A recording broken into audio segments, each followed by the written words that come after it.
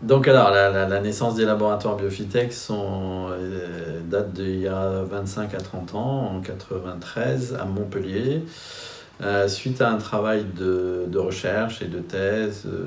que personnellement j'avais fait avec un industriel et l'INRA de Montpellier, sur les aspects de caractérisation et de quantification de tout ce qui est l'écologie microbienne des sols, et notamment d'essayer de travailler non pas comme à l'époque sur des produits chimiques, mais sur des produits biologiques et donc microbiologiques essentiellement, et en l'occurrence les trichoderma, qui sont des champignons filamenteux qui ressemblent un petit peu au pénicillium que l'on a par exemple dans le roquefort, et qui sont très puissants puisque la pénicilline a été issue des pénicilliums. La trichodermine est un antibiotique qui a été découvert sur les trichoderma et donc utilisé en agriculture. Et donc le projet de Biofitech, ça a été de passer d'une recherche, on va dire, fondamentale et académique à une recherche technologique et industrielle. Et donc le pari a été grâce, on va dire, au pôle de recherche et aux premières pépinières d'entreprises technologiques, de pouvoir créer notre labo et d'abord d'exister sur les fruits et légumes, en maraîchage et en viticulture, pour ensuite passer en horticulture et dans les espaces verts depuis une quinzaine d'années. Mon parcours privé, c'est ce que j'ai dit auparavant, agronome à Montpellier, puis une thèse à l'interface de l'école de chimie et de l'INRA de Montpellier, financée par un industriel. Et prenant le pari juste après, puisque ni l'INRA ni l'industriel ne voulaient miser sur ces technologies, on va dire, un peu plus basiques que la biologie moléculaire, qui était en plein essor. Et donc l'idée, ça a été de rester avec des outils biologiques pour pouvoir traiter, fertiliser, protéger les plantes. Et donc je me suis lancé donc, dès 92 en tant que chef d'entreprise à la création de ces labos. Alors, le concept de trichodynamisation, qui est une marque déposée et un brevet de méthode, ce qu'on appelle, c'est tout simplement d'essayer de personnaliser la réactivation de la vie microbienne des greenkeepers, des surfaces engazonnées. Essentiellement, on se rend compte que d'aborder le problème de l'utilisation des produits de biocontrôle ou de biofertilisation, qui est essentiellement de le faire par la même méthode que la chimie, à savoir une molécule qui va combattre dans le monde entier telle ou telle maladie. Là, il s'agit de plutôt partir d'éléments positifs d'un sol, donc notamment les trichoderma, pour isoler ces clones spécifiques à chacune des situations. Un green du nord de la France n'aura pas les mêmes populations que celui du sud. Et d'abord sélectionner ces populations positives, ensuite de les sélectionner pour telle ou telle problématique spécifique à chaque greenkeeper. Un problème de fusariose à l'est de Paris sera peut-être pas le même problème de dollar spot qu'à l'ouest. Pour enfin, dans un troisième temps, produire en petite quantité, mais de façon qualitative, des produits frais par une technique originale qui s'appelle la fermentation en milieu solide, donc en fait sur des résidus agricoles tout simplement, pour enfin la réimplanter et finalement quantifier 2 à 3 mois après si celle-ci s'est bien installée ou pas. Et donc l'ensemble du processus permet d'avoir des résultats, on va dire, un peu plus performants que les approches plus classiques du biocontrôle, qui certes peuvent amener des résultats intéressants, mais qui dans notre cas permettent d'optimiser cette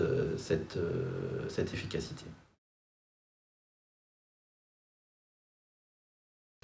Alors, il se trouve que notre approche qui était agricole pendant les 15 premières années a petit à petit évolué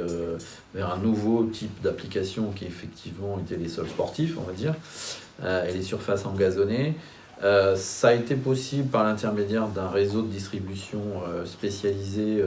qui ont la même philosophie que nous et qui étaient des jeunes entrepreneurs créatifs qui ont permis, et donc qui s'appellent Ecovert, et qui nous ont permis de régionaliser et d'avoir accès directement à tout un tas essentiellement de greenkeepers et d'intendants de surface gazonnée, donc effectivement des sols sportifs. Et donc d'essayer de résoudre leurs problèmes qui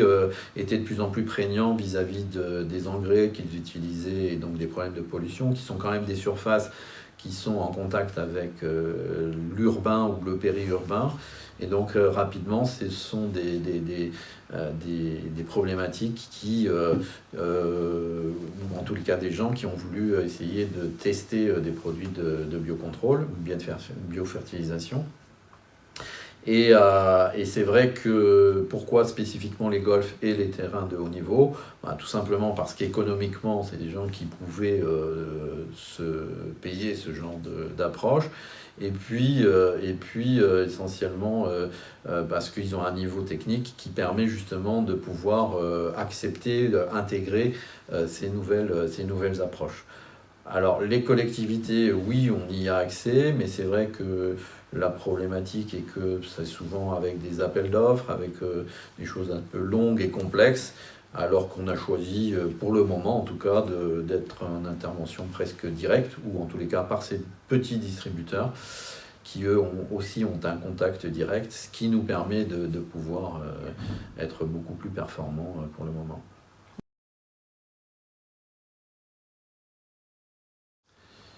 Le sport pro représente en termes de chiffre d'affaires à peu près 50% de notre chiffre d'affaires, sachant que nous restons très implantés sur les fruits et légumes, et particulièrement le maraîchage partout en France. Alors on a une petite variante en région parisienne pour le maraîchage, ce que suit d'ailleurs notre collaboratrice Cassandra, qui est que on travaille avec les cueillettes tout autour de Paris qui gèrent de la fraise, de la tomate, enfin tout ce qui va être le maraîchage où l'on vient finalement se fournir. Et donc on travaille beaucoup avec ce type de population.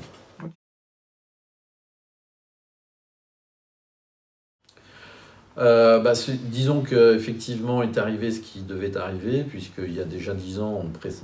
il pressentait finalement le fait que, du fait, encore une fois, de la proximité de l'urbain et du périurbain, qu'il allait être de plus en plus contrôlé et à devoir passer vers des solutions donc de biocontrôle.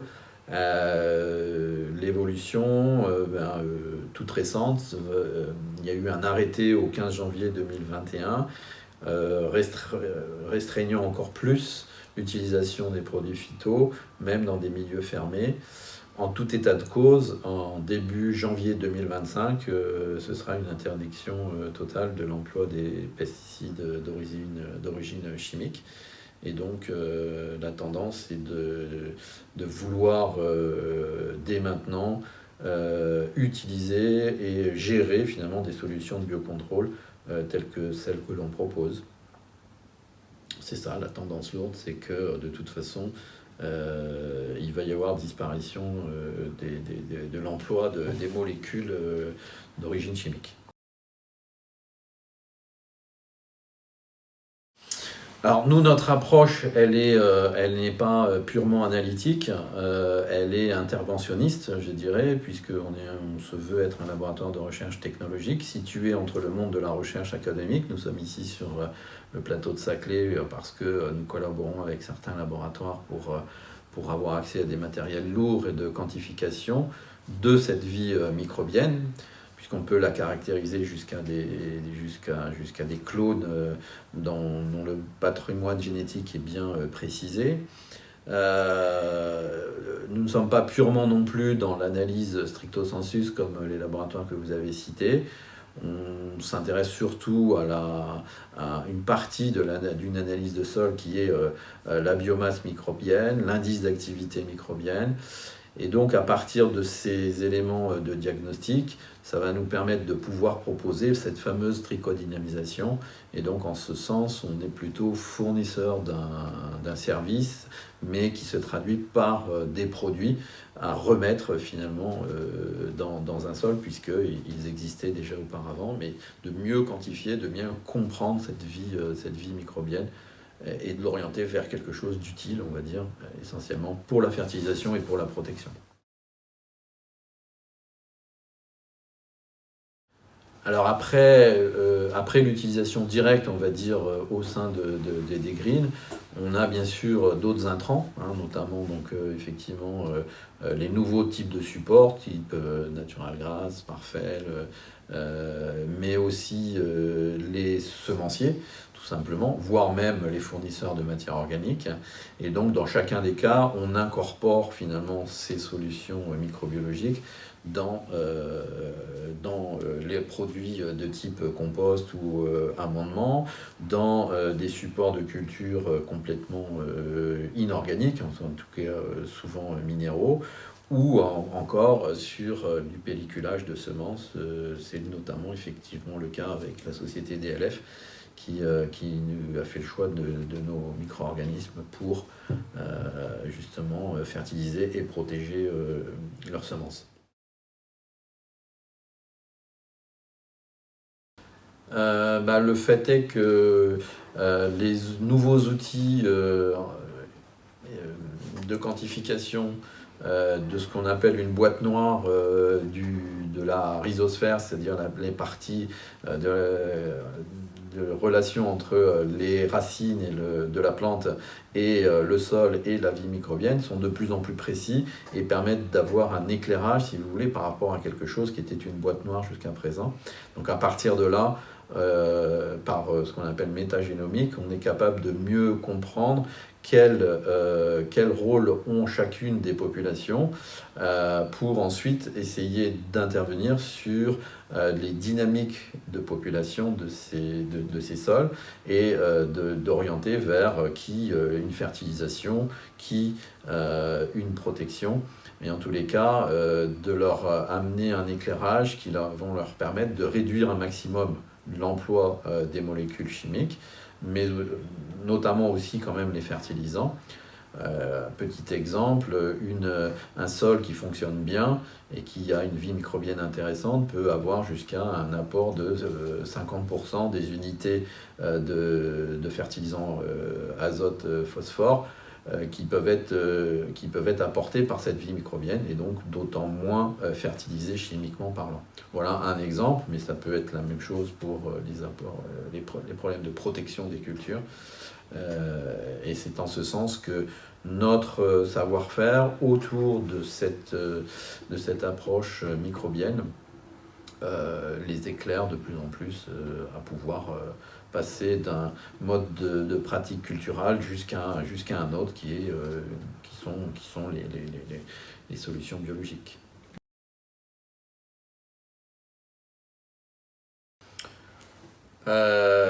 Il est vrai que par exemple sur des stades, ils sont scalpés tous les ans, donc en fait sur un travail qu'on peut avoir fait de biologisation finalement de leur support de culture, il est à remettre à chaque année sur le tapis. Mais en gros, ils ont besoin, à partir du moment où ils travaillent sur des substrats qui sont complètement minéraux, de justement mettre en place ces vies microbiennes qui, comme je le disais auparavant, vont permettre quand même de réduire les intrants chimiques. Et donc c'est ça notre objectif, c'est de pouvoir bien le quantifier par rapport à des substrats qui, à l'origine, ne sont pas très accueillants, puisque du 100% minéral n'est pas forcément à la base accueillant pour des populations microbiennes qui ont besoin de carbone et donc de matière organique. Donc l'objectif vis-à-vis de ces nouveaux supports, c'est de restaurer finalement quelque part une vie microbienne qui est non existante ou qui a disparu.